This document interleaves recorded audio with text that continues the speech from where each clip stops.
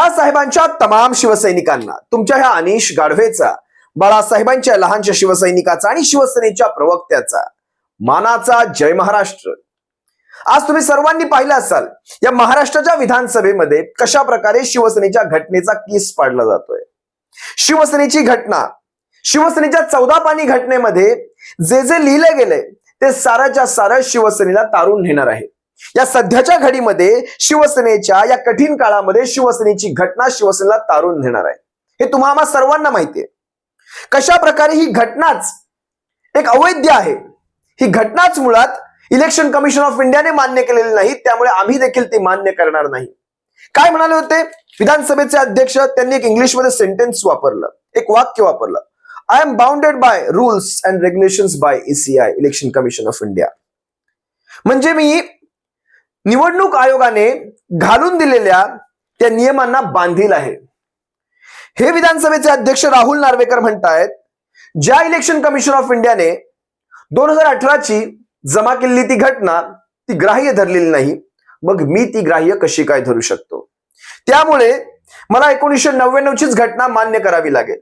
म्हणजे हे असं झालं, ते काय म्हणतात, एक मी जुन्या काळात म्हण ऐकली होती, म्हण म्हणता येईल किंवा तुम्हाला काय म्हणायचं ते म्हणा, पण जर वाचवायचा प्रयत्न करायचा आहे ना, तो मग तो कसाही करायचा, अगदी तोडून मोडून सगळ्या नियमांच्या पलीकडे जाऊन करायचा।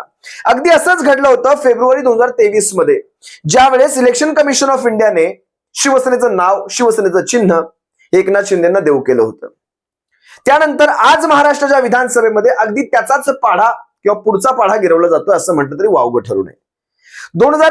म्हणजे फेब्रुवारी 2023 मध्ये तुम्ही पाहिलं असाल, शिवसेनेची 2018 मध्ये जमा केलेली घटना, तिच्यामध्ये केलेल्या दुरुस्त्या या आमच्यापर्यंत पोहोचलेल्या नाहीत। त्यामुळे हे नाव आणि चिन्ह हे कुणाला द्यायचं हे घटनेवरून न ठरवता शिवसेनेच्या विधिमंडळ सदस्यांच्या संख्येवरून हे सारं ठरवलं जाईल असं इलेक्शन कमिशन ऑफ इंडियाने जाहीर करून टाकलं।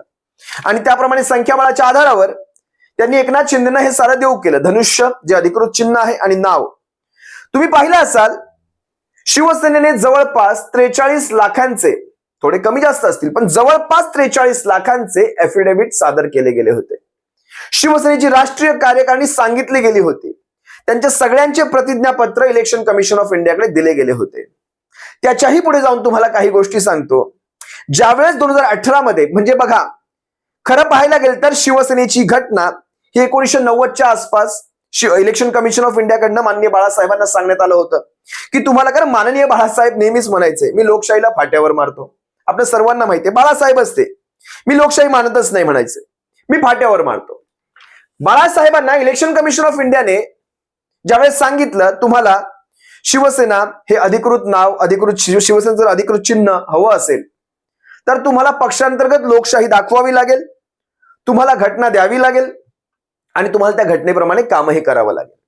ठीक आहे, बाळासाहेबांनी घटना बनवली, पण अतिशय अतिशय मी काय म्हणू शकतो त्या शब्दांना, माझ्याकडे शब्द नाहीत, कारण ज्या प्रकारे शिवसेनेची ती घटना आहे, ज्या प्रकारे तिच्यामध्ये ते अमेंडमेंट आहेत, ज्या प्रकारे तिच्यामध्ये ती कार्य करण्याची पद्धती आहे, ते पाहता बाळासाहेबांनी हा पुढचा विचार आधीच करून ठेवला होता।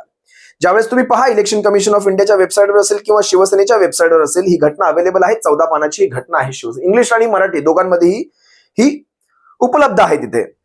ह्या घटनेप्रमाणे बाळासाहेबांनी ती घटना मला वाटतं 99च्या आसपास काहीतरी, 99 किंवा त्याच्या आधी थोडीशी ती घटना जमा केली होती, कारण नाहीतर इलेक्शन कमिशन ऑफ इंडिया शिवसेनेला राजकीय पक्ष म्हणून मान्यताच देणार नव्हतं। आणि जवळपास 90च्या आधीपर्यंत शिवसेना वेगवेगळ्या चिन्हांवर निवडणुका लढत होती, तुम्हाला माहिती असेल, आणि 90 नंतर धनुष्य हे परमनंट चिन्ह शिवसेनेला मिळालं होतं। त्यामुळे घटना देणं हे क्रमप्राप्त होतच। पण जवळपास 2003च्या वेळेस महाबळेश्वरच्या राष्ट्रीय कार्यकारिणीच्या बैठकीमध्ये तुम्हाला आठवत असेल, राज ठाकरेंनीच त्याला अनुमोदन दिलं होतं। त्याच्यामध्ये शिवसेनेचे कार्यकारी अध्यक्ष म्हणून उद्धव साहेबांची नेमणूक करण्यात आली होती। सर्व शिवसेनेची प्रातिनिधिक सभा असेल, त्या सभेमध्ये राष्ट्रीय कार्यकारिणीने ह्याला मंजुरी दिली आणि कार्यकारी अध्यक्ष म्हणून जवळपास 2003 ते जवळपास 2013 पर्यंत हे कार्यकारी अध्यक्षपद तसंच होतं। पण ज्यावेळेस आपले बाळासाहेब आपल्याला सोडून गेले 2012 मध्ये, त्यानंतर 2013 मध्ये शिवसेनेच्या घटनेमध्ये अमेंडमेंट करण्यात आली आणि शिवसेनेचे कार्यकारी अध्यक्ष श्री उद्धव बाळासाहेब ठाकरे यांची शिवसेनेचे पक्षप्रमुख म्हणून, शिवसेनेचे पक्षप्रमुख म्हणजे शिवसेना प्रमुख या पदाला आपण कुठेही हात लावू शकत नाही आणि आपण ते कधी करणार नाही, पण शिवसेनेचे पक्षप्रमुख म्हणून एक पद त्याच्यामध्ये आणण्यात आलं. त्याची राष्ट्रीय कार्यकारिणीकडनं मंजुरी घेण्यात आली आणि त्याप्रमाणे या प्रातिनिधिक सभेने त्याला मंजुरी देऊन शिवसेनेचं पक्षप्रमुख पद हे अमेंडमेंट करण्यात आलं 2013 ते 2018 या कालावधीसाठी. आता 13 ते 18 जवळपास 5 वर्षांचा हा कालावधी. त्यामुळे 13ची ही अमेंडमेंट इलेक्शन कमिशन ऑफ इंडियाकडे, माझ्याकडे त्याची तारीख सुद्धा आहे माफ करा, ती तारीख आहे 28 म्हणजे 15 जानेवारी 2013 मध्ये हे पद अस्तित्वात आणण्यात आलं आणि 28 जानेवारी 2013 मध्ये इलेक्शन कमिशन ऑफ इंडियाला ते मिळाल्याचा, ती घटना दुरुस्ती कळवल्याचा पुरावा देखील आपल्याकडे आहे. 28 जानेवारी 2013. आता पुढे पहा, 28 जानेवारी 2013 ते जवळपास 18 म्हणजे 5 वर्षांसाठी हे पद पक्षप्रमुख पद म्हणून उद्धव साहेब होते. आता 5 वर्षांचा कालावधी संपला. मग 18 मध्ये ज्यावेळेस पुन्हा पक्षप्रमुख, कारण ही लोकशाहीची संकल्पना इलेक्शन कमिशन ऑफ इंडियाच्या गाईडलाईन्स प्रमाणे, मग ज्यावेळेस 18 मध्ये हे पद पुन्हा याच्यासाठी पुन्हा निवडणुका घेण्यात आल्या, तर 2018 ते 2023 म्हणजे जानेवारी 2023 पर्यंत हे पद पुन्हा याच्यासाठी निवडणुका झाल्या. पक्षप्रमुखांची, उद्धव साहेबांची पुन्हा त्याच्यावर नेमणूक करण्यात आली आणि ह्याची पावती पुन्हा आपण इलेक्शन कमिशन ऑफ इंडियाकडनं घेतलेली आहे. आणि त्याचाच व्हिडिओ माननीय अरविंद सावंत साहेबांनी, ज्याचं सूत्रसंचलन आदेशजी बांदेकर साहेबांनी केलं होतं, आपण सर्वांनी पाहिलं, ती व्हिडिओ क्लिप आपण सर्वांनी पाहिली असाल, ज्याचे इलेक्शन कमिशन ऑफ इंडियाकडनं प्रिसिडिंग ऑफिसर म्हणू शकता तुम्ही, बाळकृष्ण जोशी होते. हे साऱ्याच्या सारं इलेक्शन कमिशन ऑफ इंडियाला आपण सादर केलेलं आहे आणि त्यानंतर इलेक्शन कमिशन ऑफ इंडियाकडनं ज्याची एक्नॉलेजमेंट देखील आपल्याकडे आहे. मग तुम्ही मला सांगा, इलेक्शन कमिशन ऑफ इंडियाने जी गोष्ट 18 मध्ये जमा केलेली आहे ती गोष्ट एक्नॉलेज केली, पण त्याची व्हॅलिडिटी मला वाटतं 22 पर्यंत तपासलीच नाही, अशा प्रकारचा एक भासवण्याचा प्रयत्न केला जातोय. म्हणजे फेब्रुवारी 2022 मध्ये तुम्हाला हा साक्षात्कार होतो की हे पद, या पदाविषयी काही आम्हाला माहितीच नाही किंवा आम्हाला तसे काही कागदपत्र दिले गेले नाहीत. मग ती एक्नॉलेजमेंट काय होती? बरं, 18 ते 22 पर्यंत तुम्ही याच्यावर आक्षेप देखील घेतलेला नाही. त्यामुळे हे सारं जे काही घडवून आणलं जातंय, बघा लक्षात घ्या, इलेक्शन कमिशन ऑफ इंडियाने जे सगळ्यात पहिलं कृत्य केलं ते म्हणजे नाव आणि चिन्ह देऊ घेण्याचं, आणि तिथून पुढे खऱ्या अर्थाने खेळ चालू झालेला आहे. हा जो डोंबाऱ्याचा खेळ केलाय ना, जे सगळ्या प्रकरणाचा झांगडगुत्ता करून ठेवलाय, त्याची सुरुवात तिथून झालेली आहे. नाव चिन्ह देऊ केलं, तिथूनच यांच्यामध्ये तो 7व्या आसमानावर यांचे घोडे दौडले, यांचा तो आत्मविश्वास तिथूनच चालू झाला. पुढे बघा काय झालं. आता त्याचाच आधार घेऊन म्हणजे शेवटी ह्यांच्याकडे जवळपास मला वाटतं 319 प्रश्न विचारले गेले. गेल्या 8 दिवसामध्ये सुनील प्रभूंना, जे शिवसेना या विधिमंडळ पक्षाचे अधिकृत मुख्य प्रतोद आहेत, त्यांना जवळपास 319, 318, 319 प्रश्न विचारले गेले आणि ह्या प्रश्नांमध्ये काहीही सापडत नाही. जेव्हा असं कळालं, शेवटी पुन्हा घटनेवर घसरले. यांनी सांगितलंय की आम्ही तीच घटना ग्राह्य धरू जे 1999 आहे, कारण इलेक्शन कमिशन ऑफ इंडियाने देखील या घटनेला मान्यता दिलेली नाही. पण इलेक्शन कमिशन ऑफ इंडियाने तुम्हाला हे सांगितलेलं नाही की तुम्ही आमचा आदेश पाळा, तुम्ही तुमच्या पद्धतीने केस पुढे न्या. कारण 2022 पर्यंत जर बघा, ज्या काळात हा स्प्लिट घडलाय त्या काळापर्यंत घटना कुठली होती, कुठल्या घटनेचं पालन केलं जात होतं? कारण साधे प्रश्न येऊ शकतात. त्याच घटनेप्रमाणे म्हणजे बघा, इलेक्शन कमिशन ऑफ इंडियाचं जर मान्यता देत नसेल, मग पक्षप्रमुखांचा 18 ते 23चा काळ हा तुम्ही कशा अर्थाने ठरवलात? हे साधे प्रश्न आहेत. काय म्हणतील अजून तुम्हाला काही प्रश्न सांगतो. लोक काय प्रश्न करणार बघा. निवडणूक झाली तेव्हा पक्षप्रमुख म्हणून उद्धव ठाकरे साहेब जर अमान्य होते, तर त्यांच्याच पक्षातर्फे म्हणजे त्यांनी ठरवलेले सचिव, शेवटी सचिवांची सही असते एबी फॉर्मवर, जरी उद्धव साहेबांची थेट सही नसली तरी सचिवांची सही असते. त्यांनी सांगितलेल्या सचिवांची त्या फॉर्मवर सही असते. मग ते फॉर्म जर अमान्य असतील, त्यांचे सचिव अमान्य असू शकतात. मग सचिव अमान्य तर फॉर्म अमान्य, मग फॉर्म अमान्य, हे आमदार पण नाही अमान्य होणार किंवा ह्यांची आमदारकी तुम्ही अपात्र नाही ठरवू शकत त्यांना. मग आणखी बऱ्याचशा गोष्टी त्याच्यामध्ये. शिवसैनिकांना एक गोष्ट लक्षात घ्या, जर तुम्हाला वाचवायचा ह्यांना प्रयत्न करायचाच आहे, तर तो कुठल्याही थराला जाऊन केला जाऊ शकतो. त्यामुळे या विधानसभेमध्ये या केसच्या बाबतीत खऱ्या अर्थाने किती न्याय होईल हा एक साशंक प्रश्न आहे. पण तरी देखील आज ज्यावेळेस सुनील प्रभू साहेबांची ही सुनावणी संपत होती त्यावेळेस नेमके काय युक्तिवाद लढवून आले तुम्हाला सांगतो. सगळ्यात पहिली गोष्ट, कारण तिकडे इलेक्शन कमिशन ऑफ इंडिया घटनेचा केस पाडणार आणि इकडे हे व्हीपचा केस पाडणार. कोण? जेठमलानी. जेठमलानी शेवटपर्यंत 319व्या प्रश्नापर्यंत त्यांना काही ते शक्य झालं नाही, कारण सुनील प्रभू साहेबांनी त्यांना घासच टाकला नाही. आज जेव्हा ते म्हणतायत तुम्ही जो व्हीप पाठवलात, कारण शिंदे गटातर्फे काय सांगण्यात आलं की आमचा जो अधिकृत ईमेल आयडी आहे तो minister.eknathshinde@gmail.com आहे. तुम्ही जो टाकलाय eknath.shinde@gmail.com हा आमचा ईमेल आयडी कधी नव्हताच, हा आम्ही कधी वापरलाच नाही, किंवा ईमेल आयडी चुकीचा आहे आणि हा ऑन रेकॉर्ड नाही. हे सगळे आरोप शिंदे गटातर्फे करण्यात आले. पण बघा शेवटी सत्य काय आहे ते, सत्य परेशान हो सकता है लेकिन पराजित नहीं हो सकता. अगदी बरोबर बोलले. ती कुठेतरी ती म्हण ऐकलीये, सत्य परेशान हो सकता है लेकिन पराजित नहीं हो सकता. शेवटी आपण त्यांना पुरावे दाखवले. जे विधानसभा सदस्यांची जी यादी असते ते एक पुस्तक असतं विधानसभा सदस्यांच्या माहितीचं, त्यांचे नाव, पत्ता, ऍड्रेस, ईमेल आयडी सगळी माहिती त्यांची त्या पुस्तकात असते. त्या पुस्तकामधला त्या काळातला म्हणजे 2022 मध्ये जे पुस्तक व्हॅलिड पुस्तक होतं त्या पुस्तकामध्ये ह्यांचा ईमेल आयडी तोच आहे eknath.shinde@gmail.com. मग जे विधानसभेच्या पटलावर, कामकाजाच्या पटलावर जी यादी आहे त्या यादीप्रमाणेच आपण त्यांना ईमेल आयडी त्याच ईमेल आयडीवर तो व्हीप पाठवला गेलेला आहे. त्यामुळे त्यांचा हा आरोप पूर्णपणे खोडून गेला. त्यामुळे जूनमध्ये आम्हाला नोटीस मिळाली नाही, आम्हाला तुम्ही कुठल्या ईमेल आयडीवर टाकली त्यामुळे तुमचा ईमेल आयडी चुकीचा असल्यामुळे आम्हाला ते लागू होत नाही वगैरे, हे सारे आरोप खोटे ठरले.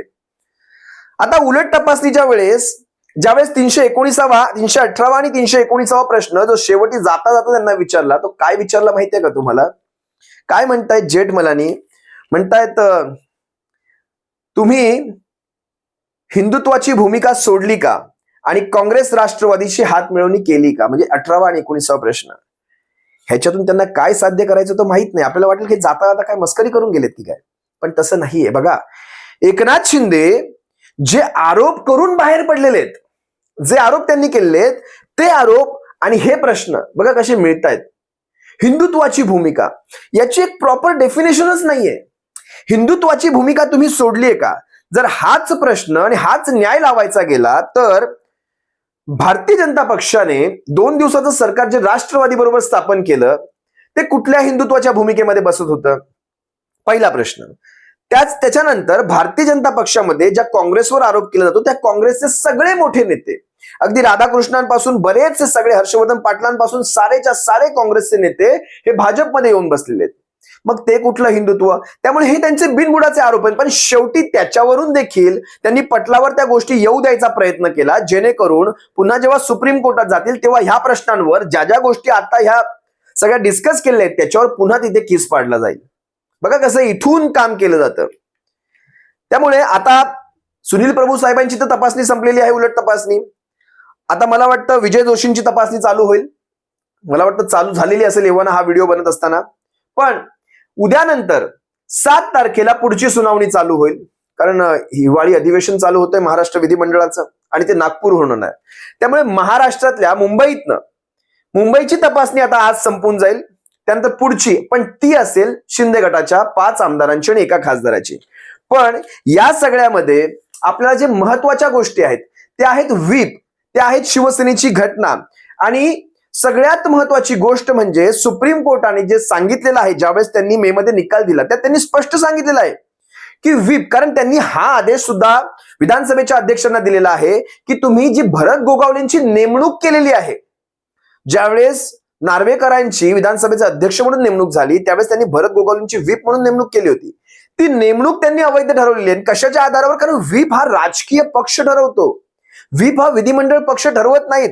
आज कदाचित जेठमलानी साहेबांनी पुन्हा एक सांगितलं की जर हाच नियम लागू होतो, म्हणजे काय चाललंय, सुप्रीम कोर्टामध्ये ज्या गोष्टी ठरलेल्या आहेत त्याचीच उलट तपासणी आता घेण्याचं काम चालू आहे. म्हणजे सुप्रीम कोर्टाला कशा प्रकारे खोटं ठरवता येईल. आता सुप्रीम कोर्टाला तुम्ही इथे खोटं ठरवून तिकडे परत काय फरक पडणार ते तिकडे गेल्यावरच आपल्याला कळेल. पण लक्षात घ्या, भरत गोगावलेंची एक प्रतोद म्हणून अवैध ती नेमणूक झालेली. हे कशावरून ते ठरवलंय? कारण शेवटी विधिमंडळ पक्ष हा तुमच्या राष्ट्रीय कार्यकारिणीचा एक भाग आहे, पण ती राष्ट्रीय कार्यकारिणी नाहीये. फक्त विधिमंडळ पक्ष तुमचा व्हीप ठरवू शकत नाहीत. त्यासाठी तुम्हाला विधिमंडळ पक्षाचा गटनेता ठरवावा लागतो. विधिमंडळ पक्षाचा गटनेता ठरवण्यासाठी तुम्हाला पक्षप्रमुख लागतो आणि पक्षप्रमुख ठरवण्यासाठी तुम्हाला राष्ट्रीय कार्यकारिणी लागते. त्या राष्ट्रीय कार्यकारिणीचा विधिमंडळ पक्ष हा एक भाग आहे. त्यांच्या सगळ्याकडून अनुमती आल्यानंतर पक्षप्रमुख ठरला जातो आणि त्याच्यानंतर विधिमंडळ पक्षाचा गटनेता म्हणजे अजय चौधरी साहेबांची नेमणूक झाली होती. अजय चौधरी साहेबांनी या गटनेत्यांनी व्हीप म्हणून सुनील प्रभूंची अधिकृत नेमणूक केली होती. कागदोपत्री या सगळ्या गोष्टी सुप्रीम कोर्टामध्ये ऑन रेकॉर्ड आहेत. त्यामुळे भरत गोगावले अजून देखील ह्या गटाचे एवढे दिवस झाले पण त्यांनी एकही आदेश काढू शकत नाहीत, कारण त्यांना तो आदेशच सुप्रीम कोर्टाने त्याच्यावरच हातोडा मारलेला आहे आणि ते कुठलाही आदेश देऊ शकत नाहीत, व्हीप काढूच शकत नाहीत. हे इतकं स्पष्ट आहे. त्यामुळे व्हीपची गोष्ट तर झाली, सुप्रीम कोर्टाच्या त्या घटनेची गोष्ट मी तुम्हाला सांगितली की कशा प्रकारे आपली घटना अस्तित्वात आली, कशा प्रकारे घटनेप्रमाणे आपण कसे योग्य आहोत. कारण अमेंडमेंट काय 18 मध्ये झालेली नाहीये. पक्षप्रमुख हे पद 2013 सालीच अस्तित्वात आलेलं आहे. 13 ते 18 मान्य झालेलं आहे. मग 18 ते 23 मध्ये ह्यांना असं काय झालं होतं की जे मान्य नाही आता अचानक? बरं, त्याचे देखील सारे पुरावे आहेत. मग जर तुम्हाला मान्य नव्हतं तर ते 18 मध्येच कळायला हवं होतं. इलेक्शन कमिशन ऑफ इंडिया 5-5 वर्ष थांबते का? एखाद्या गोष्टीची व्हॅलिडिटी करताना 5-5 वर्ष थांबते का? हा सुद्धा एक साधा प्रश्न आहे. त्यामुळे शिवसैनिकांना लक्षात घ्या, हे कितीही हे चाललंय असं उलटा चोर कोतवाल को डाटे, हा सारा प्रकार असाच दिसतो. म्हणजे सत्याला कशा प्रकारे ठोकून मारून झोडून असत्यात कन्वर्ट करायचं, हा सारा प्रकार आपल्याला इथे दिसतोय. स्पष्ट दिसतंय जे झालंय ते चुकीचं झालंय, पण इतका सारा हा फापट पसारा करून ठेवलाय की लोकांच्या मनात कुठे कुठे प्रश्नचिन्ह तयार होतो. नेमके हे चाललंय तरी काय चाललंय? आमच्या सर्वांसमोर दिसतंय आमदार गुवाहाटीला पळून गेलेले आहेत. कारण तुम्ही पाहिलं असाल, सुप्रीम कोर्टानेही पाहिलं, गुवाहाटीतून लागू केलेला तो व्हीप सुप्रीम कोर्टाने अमान्य केला. कारण तुम्ही फक्त विधिमंडळ पक्षाची मेजॉरिटी घेऊन तुम्ही व्हीप कसा काय काढू शकता? सुप्रीम कोर्टाचा पहिला आणि साधा अतिशय व्हॅलिड प्रश्न आहे. त्यामुळे आणि जर 1999 ची जर घटना ग्राह्य धरायची तर 99च्या घटनेमध्ये हे मुख्य नेते एकनाथ शिंदेचं जे पद आहे हे तरी कुठे होतं? मग ह्या सगळ्या गोष्टींचा विचार करता ज्या प्रकारे डोकं लावायचं, म्हणजे कसं विधानसभेचे अध्यक्ष करणार? चला, मुख्य नेते ही पद नाहीये किंवा पक्षप्रमुख हे देखील पद नाहीये. त्यामुळे दोन्हीकडच्या याचिका खारिज होतात, दोन्हीकडच्या याचिका संपतात. त्यामुळे 16 आमदारांची अपात्रता केस ही केसच नाहीये मुळात. हे अशा प्रकारचं एक वातावरण तयार करायचा जो केविलवाण आणि घाणेरडा प्रयत्न महाराष्ट्राच्या विधानसभेत चाललाय, आम्ही सर्वजण पाहतोय. ठीक आहे, यांनी ह्यांची बाजू मांडलेली आहे. आता ज्यावेळेस 7 तारखेपासून ज्यावेळेस नागपूर हिवाळी अधिवेशनाच्या दरम्यान ज्यावेळेस सुनावणी चालू होईल त्यावेळेस पाहूयात देवदत्त कामत कशी बॅटिंग करतायत आणि कसे फ्री हिट झोडतायत ते पाहूयात आपण सर्व. तुम्ही इथे आहात, आम्ही इथे आहोत. शिवसेनेची घटना, शिवसेनेचा आजपर्यंतचा कार्यकारभार हा सारा पाहता शिवसेना सुप्रीम कोर्टात असेल, इलेक्शन कमिशन ऑफ इंडियामध्ये असेल किंवा विधानसभेमध्ये असेल, अतिशय मजबूत स्थितीत आहे. त्यामुळे कुठेही आपलं मन विचलित करू नका शिवसैनिकांनो. जे होतंय ते पाहूयात. जे जे आहे तुमच्या सर्वांसमोर घेऊन येत राहील. तुम्हा सर्व शिवसैनिकांची रजा घेतो. सप्रेम जय महाराष्ट्र. बाळासाहेबांच्या शिवसैनिकांनो काळजी घ्या. जय महाराष्ट्र.